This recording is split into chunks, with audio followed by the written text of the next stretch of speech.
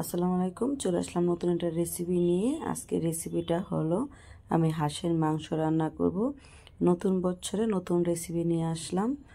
এই যে এখানে আমি পেঁয়াজ এবং সব ধরনের মশলা দিয়ে দিছি, এলাচি, দারচিনি, তেজপাতা, আর দিয়ে দিলাম কয়টা শুকনা মরিচ, দিয়ে একটু ভাজা ভাজা করে নিলাম।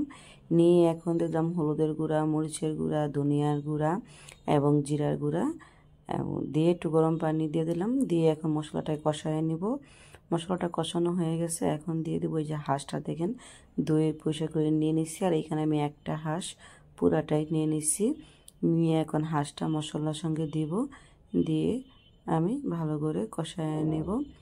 যে মশলাটা আমার কষানো হয়ে গেছে, 5 মিনিট কষায় নিছি। নিয়ে এখন হাঁসটা দিয়ে দিলাম, দিয়ে এখন হাঁসের সঙ্গে ভালো করে মিক্স করে নেব। এভাবে করে মশলার সঙ্গে মিক্স করে নেব। যে দিয়ে এখন আমি 5 মিনিটের মতো ঢাইকা বসায় দিব। চলে আসতেছি 5 মিনিট পর। 5 মিনিট হয়ে গেছে, দেখেন অনেকটাই ঝোল উঠে গেছে হাঁসের থেকে।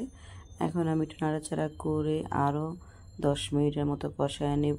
আর হাঁসটা আমি অনেকক্ষণ কষায় রান্না করব। 10 মিনিট পর চলে আসলাম, দেখেন 10 মিনিট হয়ে গেছে, আমার হাঁসটাও পুরোপুরি কষানো হয়ে গেছে। আরও 5 মিনিটের মতো কষায় নিব, একদম পুরো ঝোলটা শুকানো পর্যন্ত অপেক্ষা করব। এই যে হাঁসটা একদম কষানো কমপ্লিট। এখন আমি আরও 5 মিনিট পর ঝোল দিব।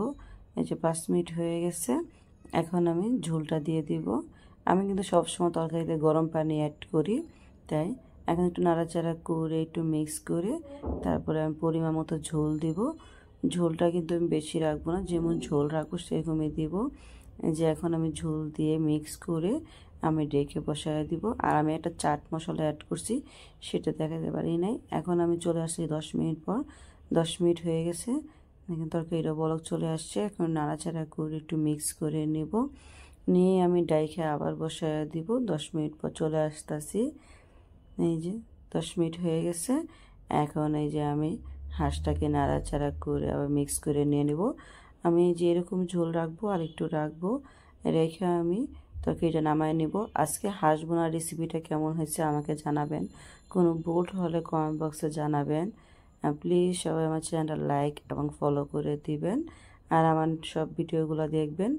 ভিডিওগুলো ভালো লাগলে কমেন্ট বক্সে জানাবেন, আমি নতুন নতুন ভিডিও দিব। আসসালামু আলাইকুম।